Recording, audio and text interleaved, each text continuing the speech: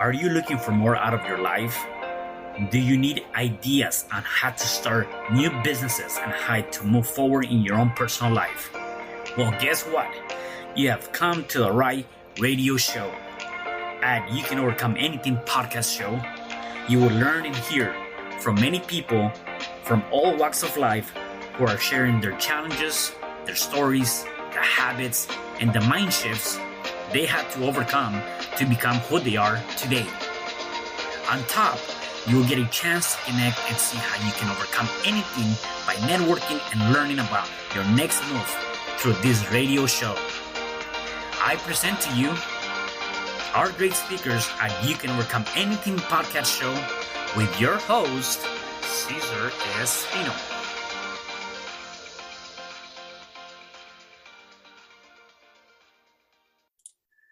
Hello there and welcome back. It is your host, Cesar R Espino, and you are another episode of You Can Overcome Anything podcast show. You can find me at www.cesarrespino.com. And today I have a special guest. Her name is Emily Formea. Hey, Emily, how are you? Hi, thank you so much for having me, Cesar. I am so well, and I'm so excited to dive in today. Yeah, that's awesome. No, I love it. And thank you for being here. And before we dive in, I just want to give our listeners and viewers a little bit of your background so they can kind of get to know you. So Emily is a 20-year-old entrepreneur living in Boston, and she has her own business blog, a book, and pretty much a brand all around women and helping women recover from eating disorders, right? And she suffered herself from food struggling for almost a decade of her life. And now she's dedicating helping other women find that food freedom, just like she did in her own journey. So definitely want to know about that. Thank you so much again for being here. So before we dive in, though, let me know more about you. Where were you raised, and how was your upbringing? Yeah, so I actually grew up in the Midwest. I'm from Southern Illinois, so I do have a slight twang, and everyone always tells me. So I grew up in the Midwest. I actually went to college for political science. I went to Bradley University in Illinois. I thought, I want to work in politics. I graduated and moved out to D.C. when I graduated in 3 years, so I was 21 at the time. Moved out to D.C., worked in politics, and realized it just was not for me. And the whole time that I was in high school and college, I came from a very loving family. I grew up very, very just, loved and supported, but I always struggled with food. I had that sort of control, perfectionistic personality.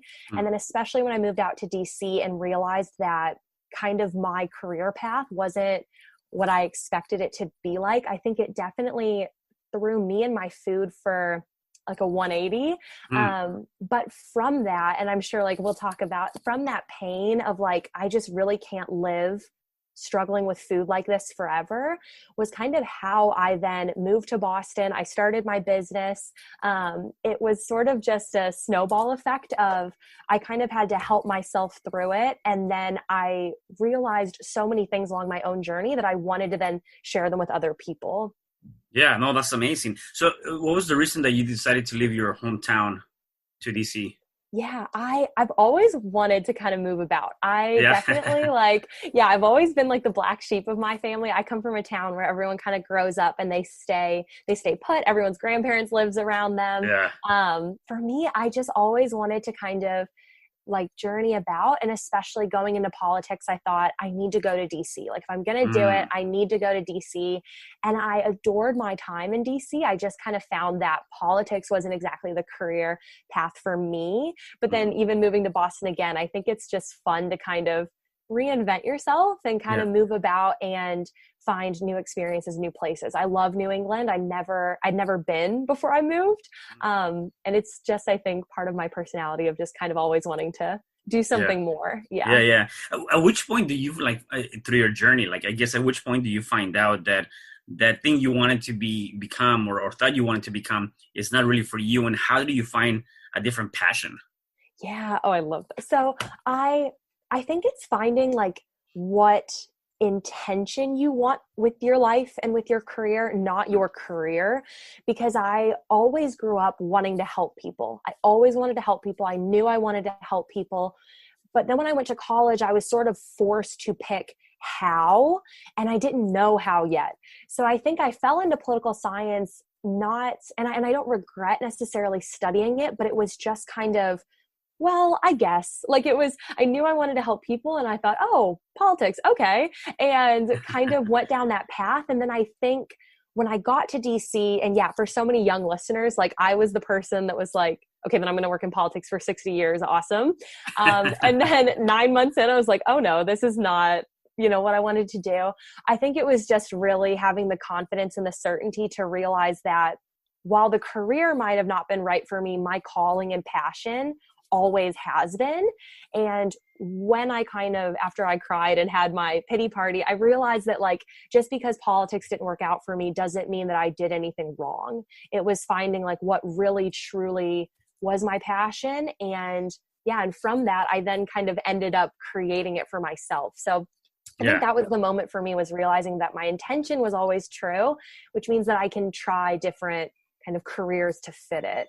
Yeah. And let me ask you, based on your experience, right, and just being a young entrepreneur, I think a lot of times, people that might be listening to us that are in the younger generation, they might feel like they have this intuition or this intention or this idea, or yet they don't know how to build that confidence or that certainty, or like you said, follow that calling, and they decide just to, let me just forget about this and not even do anything about it.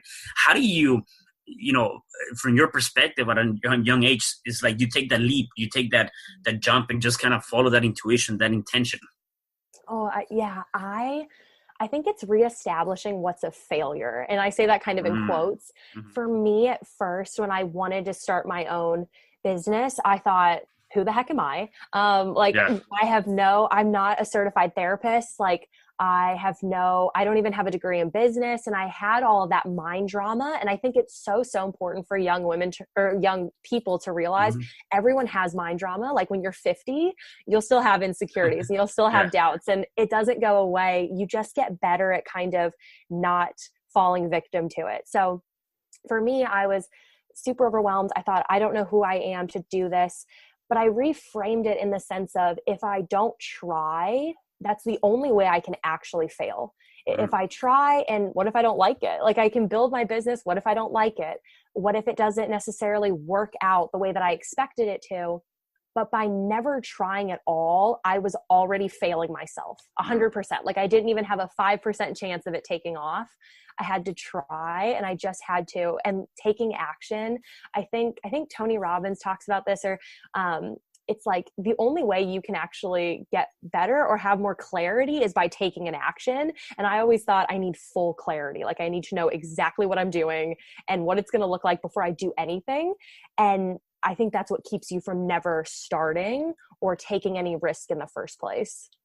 Yeah, no, I love that. And definitely when you think about it, just, again, taking action, just really trying to do that action.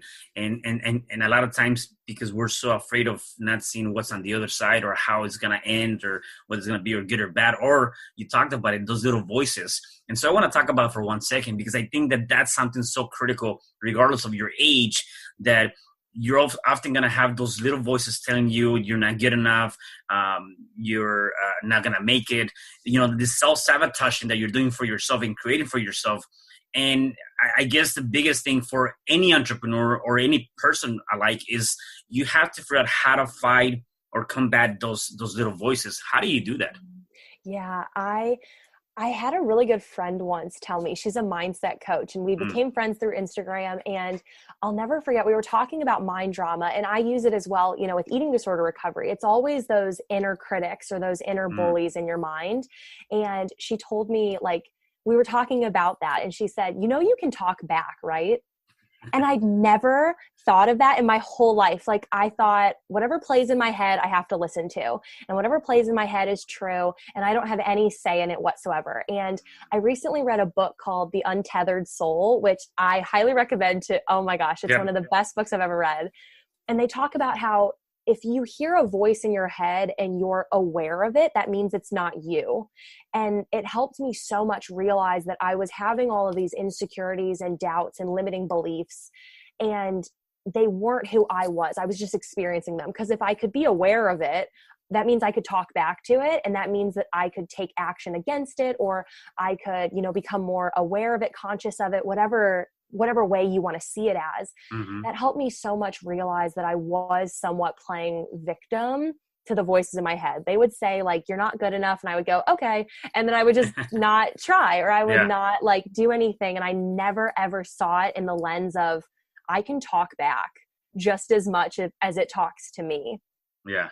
I love that. As a matter of fact, Les Brown talks about that, and he was showing or talking about a particular instance where he literally said, pretty much said, "Shut up!" I'm struggling. I'm doing this, and you're telling me what not to do. Like, no, I got to take control of my life. And you're right. When you start talking back to that inner voice, you're taking control. And it comes down to that. You're taking that control back. Number one. Number two, you also can start seeing things from a different framework, right? Because now it's not only that one vision. Yeah, so I think it's the most empowering thing, and it'll build your confidence and self-certainty, because we kind of think that like, this is just how life always has to be. And then when you become aware of, it's almost like a friend, and like maybe your friend's been really shitty to you for a decade, and maybe it's time to speak up, and that you can. I think that's the most empowering thing that people can feel. And from that, exactly, you can change habits, you can change routines.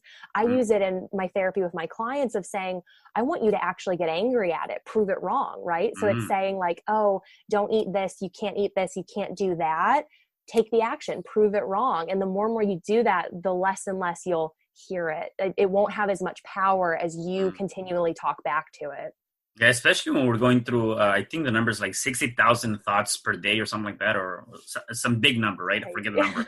And so, when you go through that and you're having those many thoughts per day, it's like, and 80% of them actually are negative thoughts too. So when you think about it, it's like, wow, you're really fighting so many different negative thoughts. And so you have to find a way to create that balance and take control over those thoughts, because at the end of the day, you are the one that is dictating, and you're choosing, you're deciding how to go about your life. And once you can master that, I believe that you can definitely have a better, more healthier life, period. Yeah. Oh, I totally agree. Absolutely. Yeah. So let's talk about, your experience with food, right? I mean, the whole experience with food was not that you were not good at food, or it was something bad. Like, give me your spiel on that and your experience with that. Yeah. So I could talk about this forever, so I'm going to try to keep myself in check. I definitely think, so I say that I had an eating disorder, but I also coach women who have eating disorders, or they have disorderly eating. I think my kind of niche, or my market, or the women that I really want to touch, are women who just struggle with food in any sense of the way, like in any way, shape, or form. And I also always say that I coach women just because, for me, I don't have a degree. I only have my experience, and I only have my experience as a woman. So I just always want to kind of clarify that, because it gets confusing when I interchange words.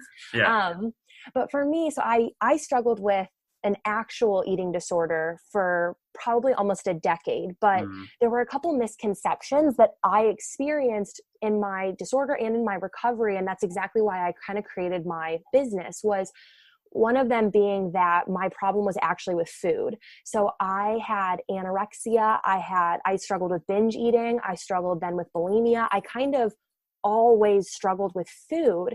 And I felt like there was this huge market that was being misunderstood or mislabeled, that you can only struggle with food in one way. And that sort of known way was with anorexia, and that women that struggle to eat enough. And so, but I had kind of done that, but then I'd struggled in the opposite direction. I had counted every calorie. And then on Monday I was like, no, I'm going to go keto. Like, I just always struggled with food.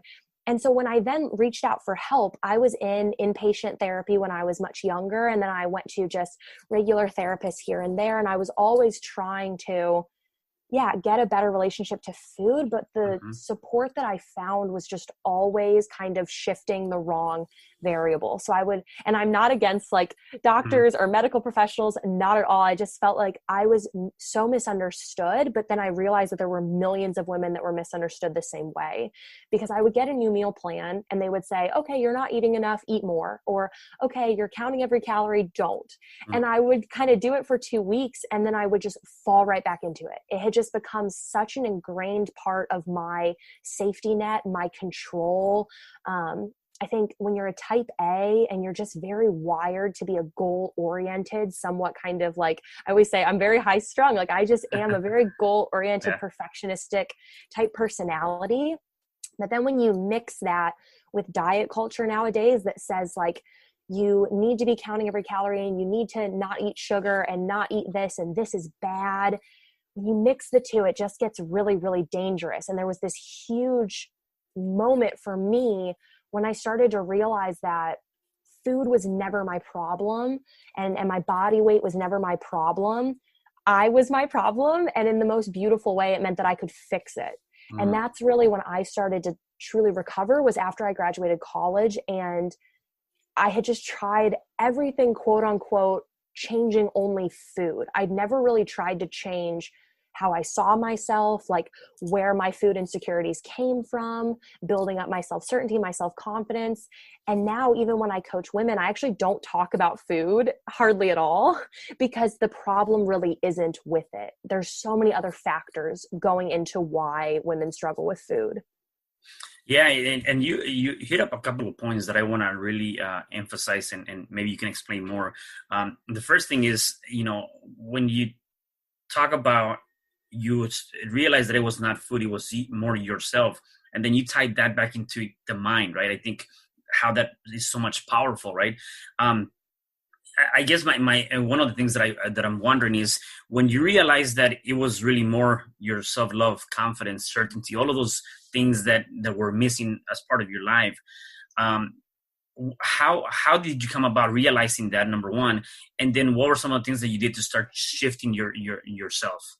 Yeah, I definitely came, I think it was, I actually remember kind of the moment that I was like, this just isn't going to work, Em. Like I was in DC, I had left my job and I was just I just felt really lost, which of course, like stress, anxiety, all of that fuels food struggles. And for whatever reason, I was sitting in my apartment and I remember going, okay, well, maybe I'll start a new diet. And I truly remember thinking like, what is that going to solve? Like, why am I doing that? And it was the first time I think that I had kind of called myself out, because whenever I would feel just off, or I would feel upset, or I would feel definitely like the anxiety and overwhelm, I would just turn to food, whether that was like binging, restricting, whatever it was, I would just turn to food. And I remember sitting there and going, what is the end result of this? And this is where like it gets really sad, but it's so important for women to think about it. I had always said like, okay, once I lose 10 pounds, I'll be so happy. Like I'll be above the moon. Life will be pure bliss, like rainbows everywhere. Like I truly had this, I call it the eating disorder fairy tale in my head of, once I reach this, I will feel this way. And then I did it and I felt miserable. And then I went, oh shoot, like, okay, maybe I didn't lose enough weight. Okay, let's try again. And I would lose more weight and I would go, okay, I still feel awful. What's going on? And I think then that's the disconnect of, I beat myself up thinking that I was doing it wrong, when I never called out that the formula I was fed was the problem. Like the formula of, once you lose so much weight, you'll be so happy and you'll be confident. I was like, okay, perfect. And then I would do it and I would feel awful. So I think realizing that the problem was with me was actually having a conversation with myself of, I had gotten the results that I always expected to get, but I never got the emotional payoff. I had lost weight and I had still felt so miserable in like who I was and my body and everything. And then I had gotten even the gym body. Like I went through that phase where I was like, I'm going to be super muscular and fit and I'm going to feel great. And I felt awful. So it was kind of having like a real logical conversation with myself of like, what am I expecting my eating disorder to bring me? And then what has it time and time and time again? I think that was kind of the clarity moment for me, and how I kind of dedicated myself to changing it, I guess, was truly being honest that my eating disorder was extremely painful, but it ended in pain. Like every time I hit those goalposts, I've always said I've never been more insecure in my body than when I weighed my smallest. And it's true. Like I preach that because it's not the body weight. It's not going to bring about the emotions that we think that it will. And so I kind of had to say, like, if I stay in my eating disorder is painful and it ends in pain. Like, I've proved that to myself. But if I recover, it's also going to be painful. I always say, like, I will never say recovery is easy. It's not easy. Like, Yeah. but it ends in pain free. And that is truly what kept me going every single day. Was I was like, yeah, sure. So both are painful. Why don't I choose the one that ends in light, so to speak? And I think that that's really what made me shift my understanding of, like, and this is always going to be a problem if you allow it to be a problem. And that whole finish line that you're chasing just doesn't exist. And you can keep chasing it. It's your choice. But where has it gotten you before? And do you want to just keep doing the same thing over and over again? Yeah, definitely. And so, how was it growing up with your eating disorder? Like, um, did you feel out of place? Did you feel that you were not part of a group of people? Because I believe that again, most of these things, and again, I don't know if for a fact, so I'm just thinking, and that's where I want your validation on this. Is that a lot of times you feel like you're not fitted into a particular community, and then that leads to stress, that leads to anxiety, that leads to all these different things, and then you're like, well, this is where I need to be, right? And so I'm wondering if through you going through this experience and growing through it, did you find yourself out of place? And was that a factor that also kind of maybe led to the fact that, you know what, enough is enough. I'm not going to be living this life. Yeah. Oh, absolutely. I say there's a certain personality profile that struggles with food the same way I did. It's just the fact that, like, millions of women have it. I grew up being kind of a people pleaser, and I never realized it until I looked back, where I was just so somewhat unsure of who I was and what I wanted to do. And I think through that, and this is where it got so interesting to me, because when I struggled with food, like, especially I developed my eating disorder in about 7th grade, in the middle of 7th grade. So 7th grade, 8th grade, all through high school is such a time of kind of learning who you are and figuring out, like, where you belong. I love that question, because I've never thought of it that way, but it's true. I could somewhat be everything. I was just such a high-strung kind of overachieving kid, but I didn't really have an understanding of just how to love Emily for being Emily. And I think I adopted this idea that if I wasn't sure who I was, I could guarantee that people would think I was good if I achieved, and if I was successful, and if I had control and discipline in my life. I would have the image of kind of knowing what's going on, like like I'm confident and everything's fine. And so I definitely think I somewhat was a shapeshifter, and you're kind of that people pleaser of you want to keep the peace, and so you please everyone and help everyone. But then my crash that happened in DC was 1,000% because I just didn't know who I was. I had no idea of, like, what I thought versus what my eating disorder thought, of what I wanted to be versus what my expectations that I placed on myself were. And I could definitely see that kind of just being it's almost a blessing / curse. It's kind of like, I was that girl that could do anything, but it was almost so overwhelming. And I felt so guilty for not being perfect truly, that then I think I just kept compounding all of this overwhelming anxiety until it just really got me down. Yeah. And it's amazing to know how, you overcame this, 10 years, decade, 10 years of going through this eating disorder.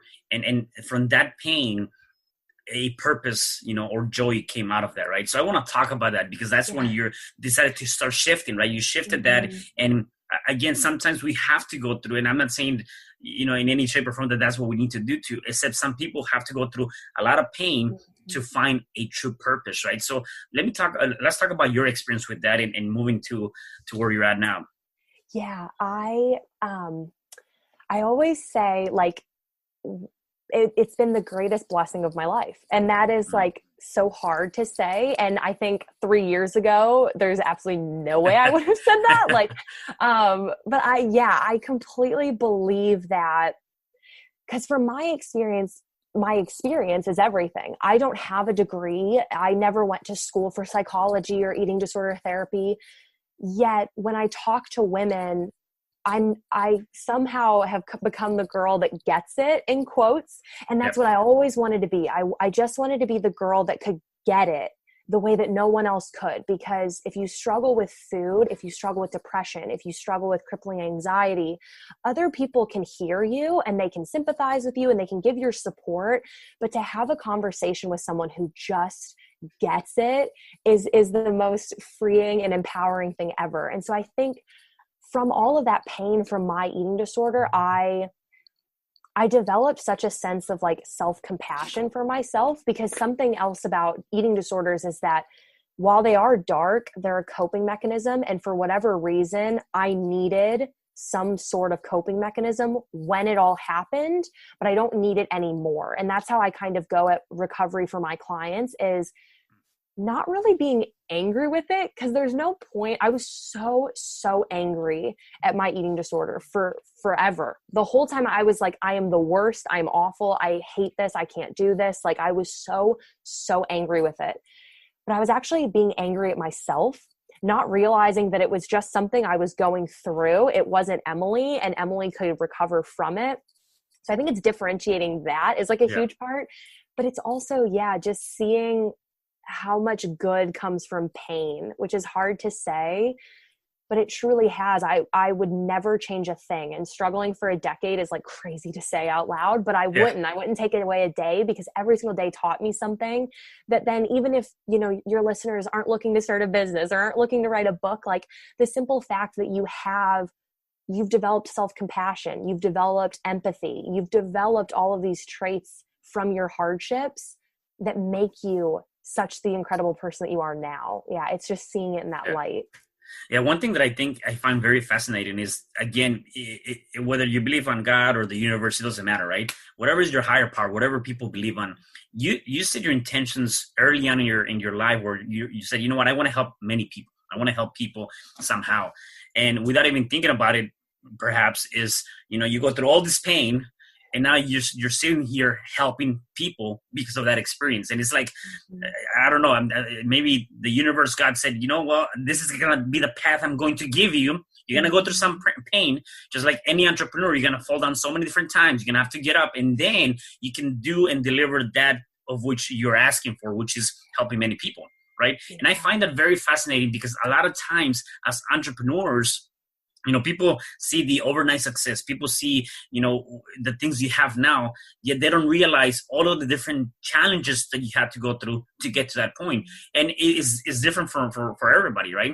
And so, I don't know, I just find that, for people that want to become entrepreneurs, that are thinking about that, is not an easy ride, yet at the end of the day, is very rewarding, in my opinion.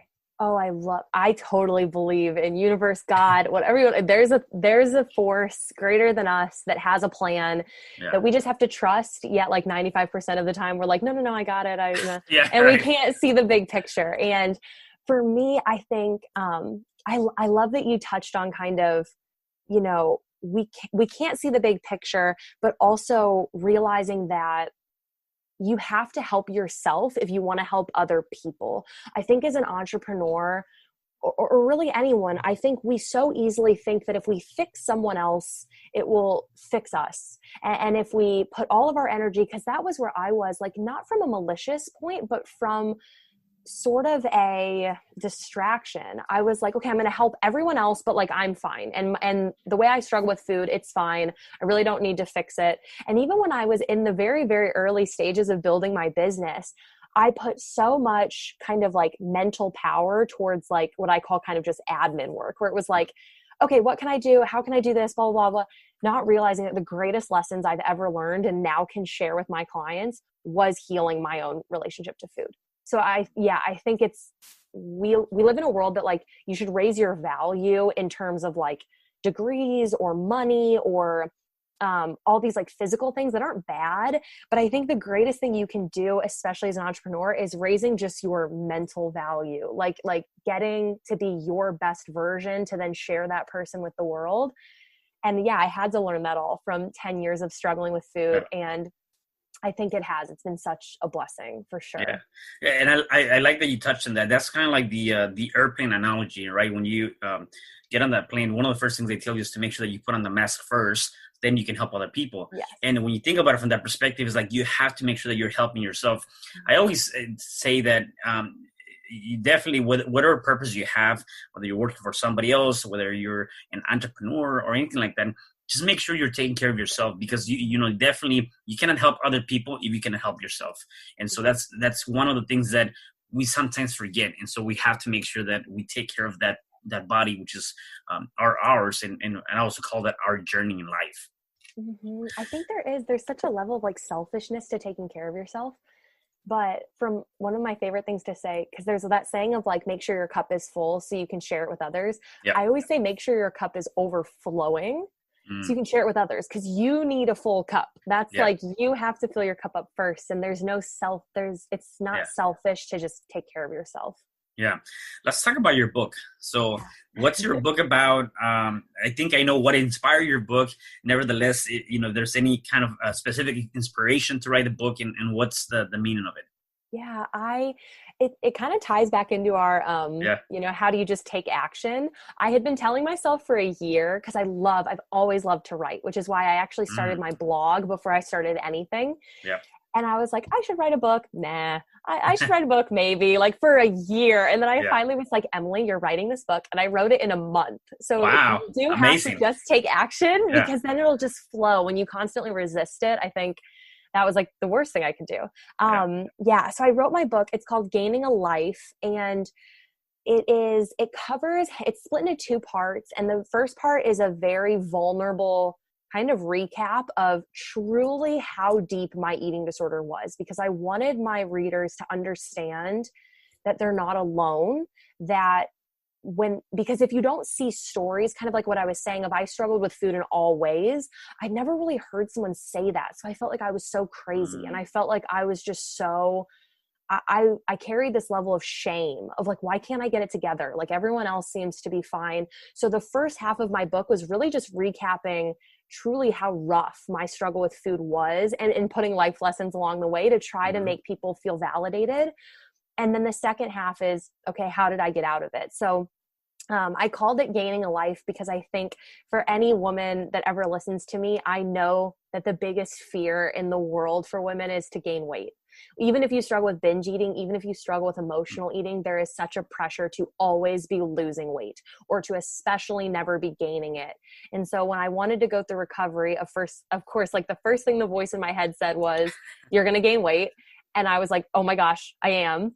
But with that, I gained a whole life. I gained a whole life. I gained a little bit of weight, and friendships and memories and family events. And I mean, the list goes on. And I just really, that was kind of the inspiration behind my book of like, yeah, you might, but look what else you'll gain with it. And then the final like piece of my book is kind of exercises. I think there's like 22 of them, just exercises that you can do day to day to really help your relationship with food, that are much more like tangible, not necessarily mindset shifts, but small ways you can like over the course get a better relationship between you and food. Yeah. I want to touch back on this, because you mentioned that, and it just, I think, keeps coming back to, and it shows up in people's lives in multiple different aspects during their journey. And is that, again, those voices or that mind, or saying you're not going to do this or do that. And even with you, fighting on whether or not you're going to write this book, again, that's another testament of that this is never going to go away. And you got to be able to find a way to balance that, and find a way to, just take control over that. And I can kind of relate to you on that same aspect, because when I did my very first book, it was the same thing. Like I'm like, there was this little voice telling me like, who's going to read your book? You're not a writer. You don't like to read yourself. Like, and all of these things that were just negative. And I'm like, yeah, I think you're right. Like, why? Right. And I just didn't do anything. And I'm like, it wasn't until I changed the frame and I changed the intention. And I said, you know what? So what if nobody reads my book? So what if nobody buys it? So what if I'm not a reader? I just want to do for me. I want to feel good about it. I want to feel, accomplished. I think when you start changing, and this could be for anything, when you start changing that frame or the intention, whether you want to start your own business, whether you want to do this or do that, then things can start shifting, because you're like, okay, now you're getting rid of all the negative thoughts, and now you're getting all these positive ideas that can help you push forward, right? And I find that that's always coming up for entrepreneurs. Is that maybe a case for you even now in your journey? Yeah. And I think it's absolutely, it's doing everything with the right intention and the right alignment. And also realizing, I think this is kind of a Buddhist teaching of, even if I take off, it actually doesn't mean anything different about me. So if I quote unquote fail, all right, I tried. If I take off, it's kind of placing your self-worth in like just being Emily or just being Cesar. And that's so hard when we live in a world of like, you're only valuable for what you do and what you produce and how much money you have. And I mean, I still fall victim to that. Like, I'm by no means perfect. I'm like, man, if I just could, I do it all the time. But I think it's being aware of it, and it's just getting through it quicker and quicker every time the mind drama comes up. Because when I started, it took me a year. Now, if I feel mind drama, maybe I don't write the blog today, I write tomorrow. And I'm getting quicker and quicker at just taking the action anyway. But I remember that, and it does tie into everything, because we put our happiness on a finish line. We do it with everything. When I get that raise, I'll feel happy. And then you get that high and then it goes away and you're kind of back to where you started. And for me, I remember saying, like, when I make $10,000 in my business, I won't even be able to like fathom the world. I will be so happy and just so fulfilled. And then I did. And the moment I did, I thought, okay, now 100K. We get addicted to just constantly like crushing finish lines. And then we never celebrate what we've actually done. And that was me when I wrote my book, I thought, okay, I wrote it. If I don't sell anything, I wrote a book, and actually like celebrating it and sitting with it and not expecting really anything from it. It fails, it takes off. Awesome. Because I did it for me, and I'm so proud of the work that I produced. I think that's the intention that you need as an entrepreneur, because there's no losing them. It's you're doing everything to help people. You're doing everything to the best that you can, and you feel proud about it. And it never fails that then things do take off, because it's done with the correct kind of desire behind it. Yeah, no, I love that. So let's talk about your coaching business. How is that structural, or how do you help your clients? What is the foundation of your business? Yeah. So I started, I've tried it. And this is another thing for entrepreneurs, just try, right? Like, I actually started doing a 6-week coaching program that I launched, and I had a few girls go through it. And then I realized that 6 weeks just wasn't long enough. And then I changed it. And we just forget, we don't have to have everything figured out. Like, I've changed my business plan probably 3 or 4 times, and I've only had it for about 7 months. Like, it'll happen. Right now I do 3 months worth of coaching. It's an hour a week, which is really nice, because I know, especially now with the climate of the world, it's hard to get into therapy. So I sort of sell my product as, I'm not a therapist. I will never give you like medical advice. I just am. I'm the person that gets it, and I'm the person that got through it on her own. I tried kind of the therapy route and everything like that. So I do run it almost like a therapy business, where we have a 1 hour a week coaching call. But the nice thing with me is you get me 24/7 for like texting or voice memos, or if you need to hop on a really quick call, like, I'm here. I think that's my favorite thing about coaching. Whereas like traditional therapy is kind of like, you come in once every 2 weeks and hopefully you can remember everything that's going on, or there's not a lot of in between. And with my girls, I found it so beneficial for like, in the moment that they're struggling, they can text me, or if they really need to, they can hop on a quick call with me, and we can change the actions in the present moment, not kind of like looking back and trying to remember everything that happened. So I just absolutely adore what I do. And then every week I also send them like exercises. So I do have like exclusive exercises that I've created for my business, to kind of just get them to where they want to go. Yeah. And is this a one-on-one coaching, or is it a group setting? Yep. I do one-on-one. Okay. I think, with food, it's such a sensitive, I thought about doing group coaching before, but I really wanted to give them kind of like, this is what's happening to you. Yeah. Gotcha. And so it's only been 7 months since you started this business. So was there anything in your mind that you're like, okay, I'm not going to continue school and finish and get a career and, kind of work for somebody else? Like, even looking back at that, it's like, what was going through your mind and saying, you know what, I'm not going to take that route. I'm going to take the route of being my own boss. Yeah. I don't know. I think I fell into it a little in the sense of I realized that, because the biggest moment that I got over my mind drama was when I wanted to start my coaching business, because I realized that women needed it. I think that was the first thing that pushed me to do it, because I had started my blog just for fun, but then I was connecting to all of these women who had the exact same experience as me and were in the exact same place that I was in a year ago or 2 years ago. And so I started to kind of see that like there was a market for it, but I had that moment of like, I am not the person to be a coach. And the moment that I overcame that mind drama, and for entrepreneurs, was I was my first client. Like I was the one that did it. And so for me to sit there and go, I don't really know though. Like I don't know what to tell them. I don't know how to overcome. I did it. I didn't study it. I actually did it. And so I think that's your superpower as an entrepreneur. If you want to start a marketing company and you've built your brand up, like you did the marketing, it's so easy to be like, I don't have a degree. You do though. You actually have it a little bit harder. Like you had to live through it. Right. So I never had the intention to really start my business when I was in school. But then when I moved to Boston, I realized that was kind of when everything just started to happen. And I kind of just fell into the moment of like, I'm going to coach these women that really need it.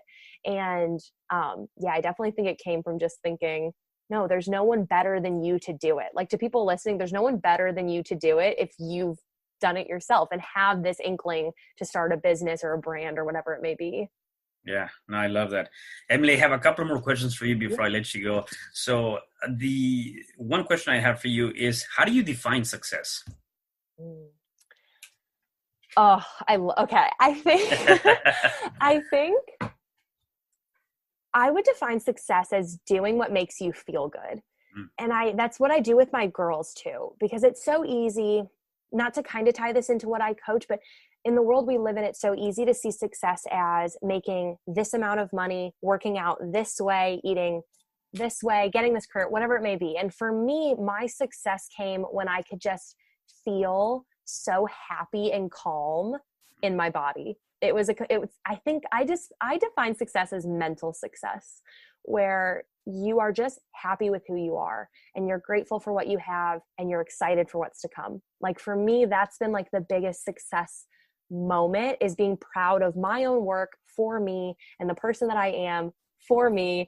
And no one really has to tell me that, which is the complete opposite of what the world kind of defines as success. Yeah. And, going to that for you and doing these things for you, I think a lot of times people forget about that self-care, self-love, and taking care of, yourself. And a lot of times we are looking or seeking for validation from other people to tell you how good, you might look, or how good, they make you feel, or whatever the case may be. And I guess from your own experience, like, how do you approach that? Mm-hmm.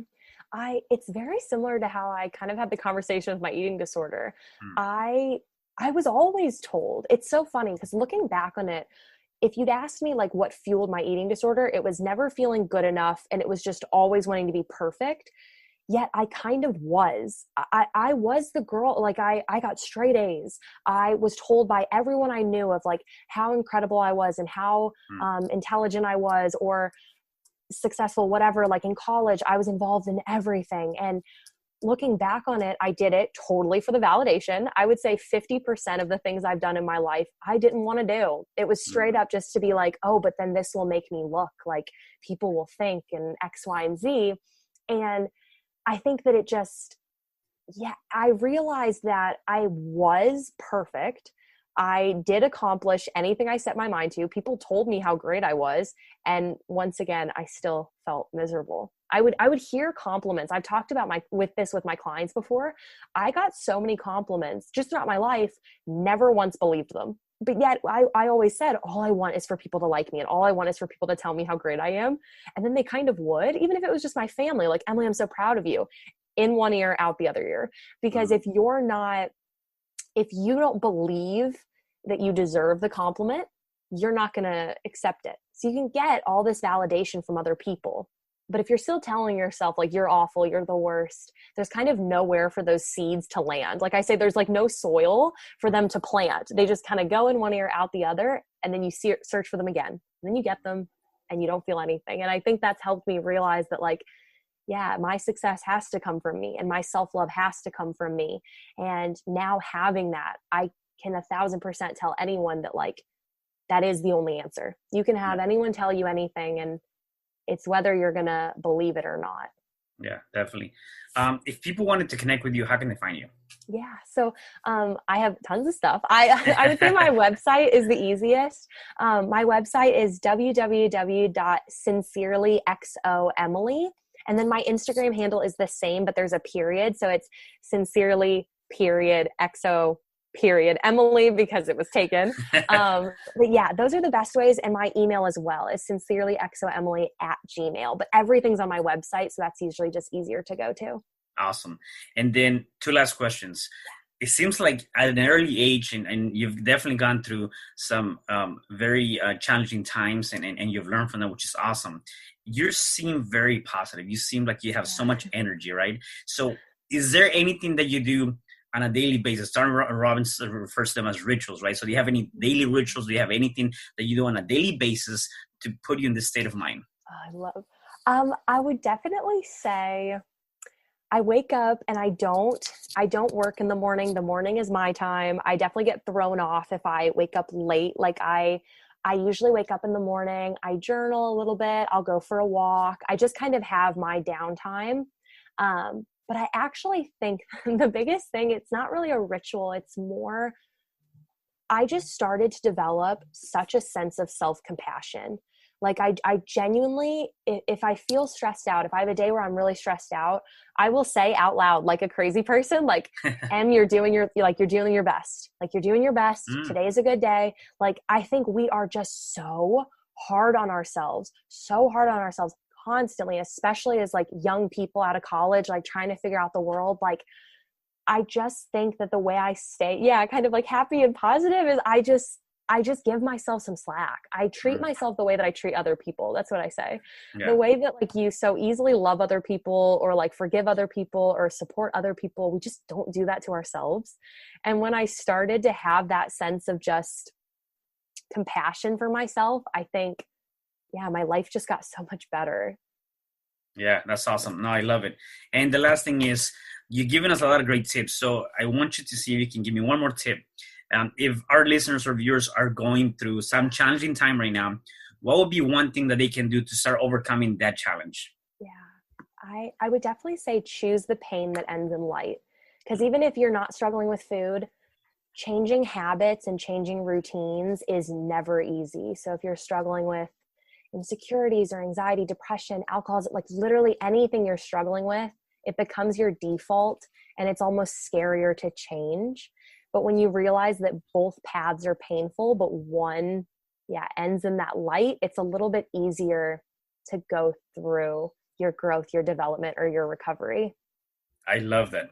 That's a good way to end this. Choose the pain that ends with light. I really, really love that. And never seen anybody put it that way, but it makes perfect sense because again, from pain, you can have a really good purposeful life and you can learn so much from that. So anyways, Emily, thank you so much for being here. Really appreciated you being here. So thank you. Awesome. Thank you for having me. Yeah, definitely. And for the rest of you guys, do me a favor. Please make sure you check us out on your favorite podcast platform. Make sure you comment, like, and share this particular interview. And stay tuned for the next episodes at You Can Overcome Anything podcast show. Have an awesome time.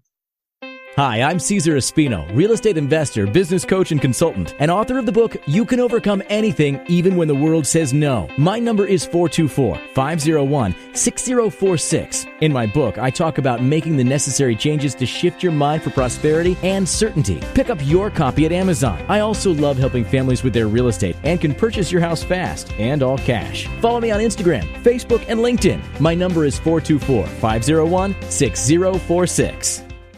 Thank you for having me today. I am so glad you've tuned into this podcast. You can find me at your favorite podcast platform where you can like, subscribe, comment, and share. And to learn more about myself, my services, you can find me at www.cesarrespino.com, or you can also find me at your social media. Thanks for joining me, and I am looking forward to having you at the next episode. And know you truly can overcome anything.